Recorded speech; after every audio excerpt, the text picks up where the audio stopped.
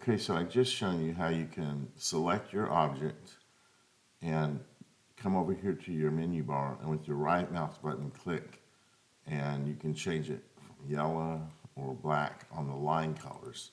And these are two separate objects, so you can make one yellow and one black, or say blue, or you can come back and make them both black. And that's using your right mouse button. That's always your line color, which you'll see down here. I can come double click on this, and that'll be my line color. And I can change it here as well if I wanted to. So again, right mouse button is your line color. Your left mouse button is going to be your fill color. So if I press on yellow with my left mouse button, it fills both items. But if I put this one over here, you see they're both filling the same color. Now I'm going to do the C for center, E for elevation again, get it put back in the center. And then I'm going to say combine. If I combine those two shapes, instead of having a square and a circle, I have a square with a circle cut out of it. And so that's what you'll do a lot of times when you're creating a part for metal art, is you're going to combine shapes. And so the opposite of that, you may need to break the shapes apart if they came to combine, and you need to make some adjustments, and you just say break curve apart, and then they go back to the square and the circle, and you can't see the circle because when we broke it apart, it's kind of on a different layer than the square. So a lot of times, that can confuse you, but if you just turn the color off by the fill color by using your left mouse button, you would have seen the circle behind the square. So I think that covers that pretty well. All right, let's see one other thing. Let's say we were going to make a flange with bolt holes. So let's say if we made this a 4" by 4" flange, we do that by locking our aspect ratio here. So when I type in 4 and press enter, you'll notice that it changed the whole thing. If I didn't lock the aspect ratio and I said 2, now I get a rectangle because it wasn't locking the aspect ratio. So you'll either lock or unlock your aspect ratio to get the size you want. So then say maybe we want a 1/4" bolt hole. So again, I can do either one because when I type that in, it's locked the aspect ratio and it's going to put it there. Now I can grab that circle. Sometimes it's hard to grab inside. It'll want to grab the bigger one because it sees it first. But if you just highlight from outside the circle and go in, then you can grab it and you can move it to where you want it to be. So you might start off by moving it here and then come down, move it here, come over, move it here, and just kind of work your way down until you're where you want it to be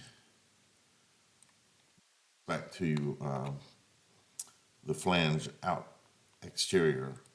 So now you can then grab this one with your left mouse button, pull it across, hold the hold the shift key down, and that keeps it in the same way you're moving it, either down or over. And then when you go to let go, again, you're going to press the right mouse button and then say let go. So then we can come back over here holding the shift key down. It kind of keeps us at the same height that we were before. And I think we got to go maybe one more in. Oops.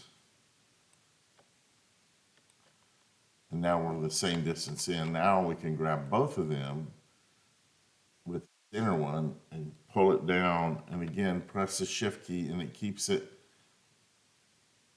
aligned with the upper ones.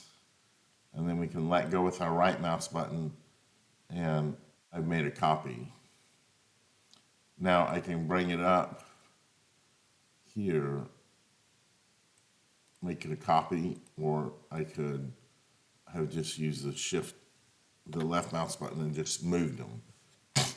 So now we're there, but if we wanted to check, we could align these to the right And you can either do that by pressing the R key or by going over here to this align and distribute pull out. And sometimes that's not going to be on your screen. And let me show you how to find that. It's under window, I think. And they're called dockers. And so when you look at this list, there's all these dockers, which are little functional windows that can do things for you. So there's one that these are the ones I have selected, but transform, distribute, fit objects to path, step and repeat, text, font, and so forth. But object data, let's put that one there. And now you'll see it's an object data docker. And I can get rid of that docker by pressing on that. I can click over here and get the hints. I could get transform or align and distribute. Those are transform, align, and distribute are the best ones that you'll over here, I think, the ones you use the most. Transform is kind of how you can do arrays. So just to get off what I was doing here for a second, if I said that I want to transform this and I want to make 4 copies of those circles, and you can change the X and Y start point, but you say apply, and now you'll see that there's 1, 2, I don't know how that worked. Anyways, we'll just go, oh, I guess they're all together right here. So 1, 2, 3, 4. So that's the 4 copies that I just made of it, just right on top of each other, because I didn't specify any distances. But say I want this circle and I want to make 4 copies of it. I want them to be 1/4 inch apart and 1/4 inch down. Now let's see what that does. So let's see how that made it.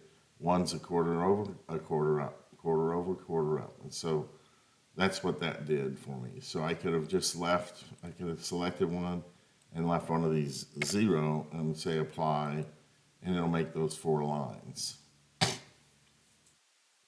Or 4 circles, and they're all right next to each other because it's only 1/4. If I did it and said make them 2 inches apart and apply, then you get the 4 ones. And it's not counting the one that I started with. So I started with this one, it made 4 copies for me. Let me show you that again. So again, I have one down here. I'm gonna say apply, and I end up with 5 because I told it I want 4 copies. It kept the original, and it made 4 copies 2 inches apart. Let's get back to where I was. So I'm going to pull this over, and I'm not going to worry about it getting it just right. So I'm just pressing the control key, the shift key to pull it over, and the right mouse button to make a copy of it. So now, one of the things, I can come up here and get the shape tool, select my exterior, I think I messed that up. Let me redraw my square, because I think I converted it to a curve.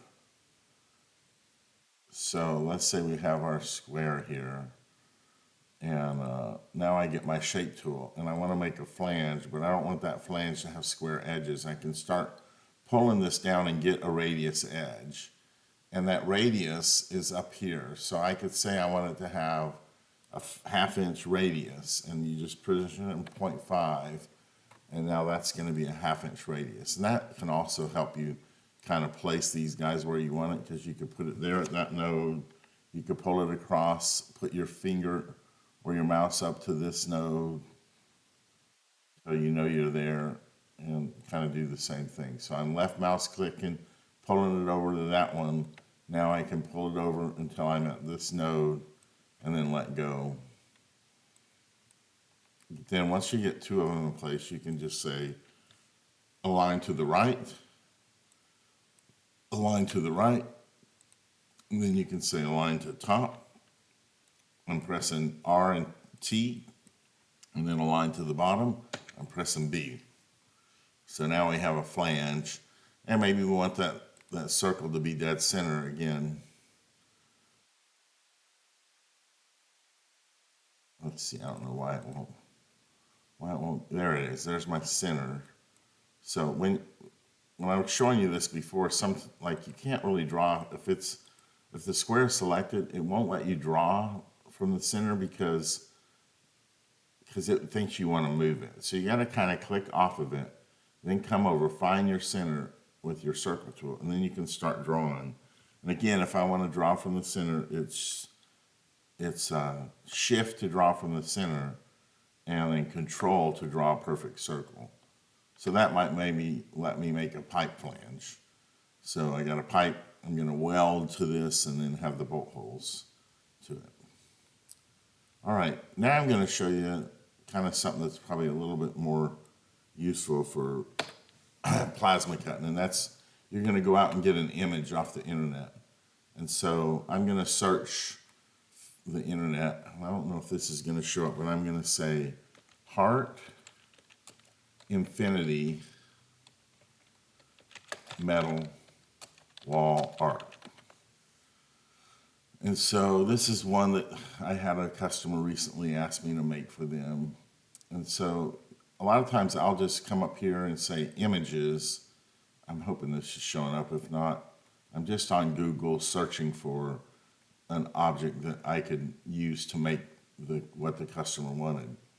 So here's a good one to do as an example. So I'm going to click this one, and then I'm going to say Control Shift Print Screen. And what that does is makes a copy of what my screen is. And so now I come back into Corel Draw. I'm going to zoom out a little bit, and I'm going to say Control V, which is paste. And I have two monitors, so you'll see the one monitor here and this monitor. It grabbed all of it together. And so remember I told you that you'll use this crop tool. So over here to the left, third tool down is a crop tool. And you can come in here, and now you can just select that part of the drawing or the screen capture that I did. So now I have just that captured, and use my left mouse button to, I had to go select the pick tool and use my left mouse button to move it over. I can resize it if I wanted to, but we can do that later. Because what we're going to do is we're going to use this trace bitmap tool up here. So, because this is just an image, I can't do anything with it because it's just an image. Now, I need to turn it into lines so that Corel Draw or Plasma Cutter can follow the lines. It can't follow the pixels from that image. So trace bitmap, outline trace, detail logo. And you'll see it's created a rough aspect of it.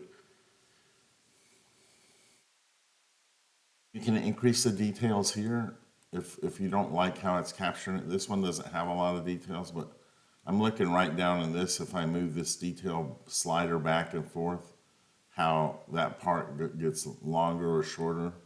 So I increase the detail. Usually I'm up in the 80 to 95% range on details. Every now and then, if you got something that had a watermark or something, you can lower the details to get rid of the watermark. So now I could try to get rid of all the other colors in this by just come up here to say colors, and instead of RGB, just telling it that everything is black and white.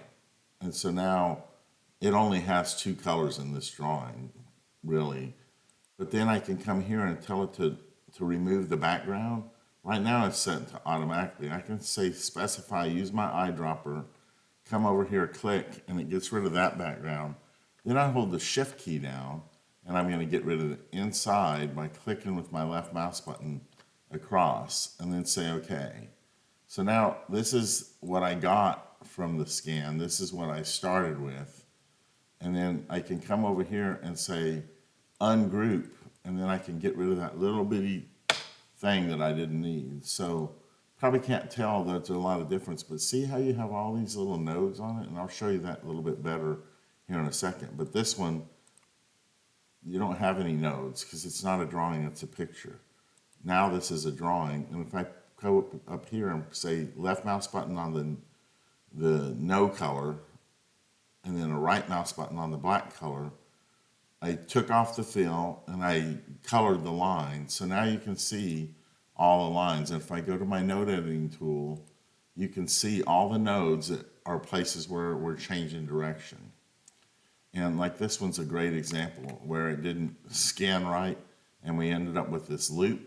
So to get that loop out of it, you could come here and mess around with these arrows where you grab the arrow and try and get that loop out of there. But for me, I usually just double click on the node that's closest to it, and that usually gets rid of it. And then you can come back here and you could right click on that thing, on that node, and say smooth, and it'll smooth it out for you sometimes. Sometimes you'll double click on that node and boom, you get the smoothness that you wanted. Other times you're going to have to do a little bit more manipulation. So like on these, I'm just going to highlight over those 3 nodes because that's all messed up, and I double click on it and boom, it fixed it pretty well. I don't have to do anything else on that. Down here, I can see something's messed up, and as I zoom in, you can see how it is. And if I just double click on that node, it gets rid of that node and fixes it. Now this is a good one maybe to show you on smoothing, because you can tell how it's kind of sharp there. Watch when I right click, or first I left click, then right click, and then say smooth. You notice how it took that sharp bend there and smoothed it out for me. So up here, I might grab all 3 of these nodes and just double click and see how it smoothed that out for me. And you just go around and do your node editing to get the smoothness that you want and the transitions and everything that you want. And so, I mean, that's now pretty much ready to, you could go cut this. And and that's how you do it from a JPEG image to get a vector image that you can actually cut. And again, if I use the left mouse button to fill it, you'll see what your end product is going to look like. Left mouse button on the no color, which is always the top one, and you'll be able to see and edit your lines better without the fill on. So I guess I'm going to stop right here and call that another lesson.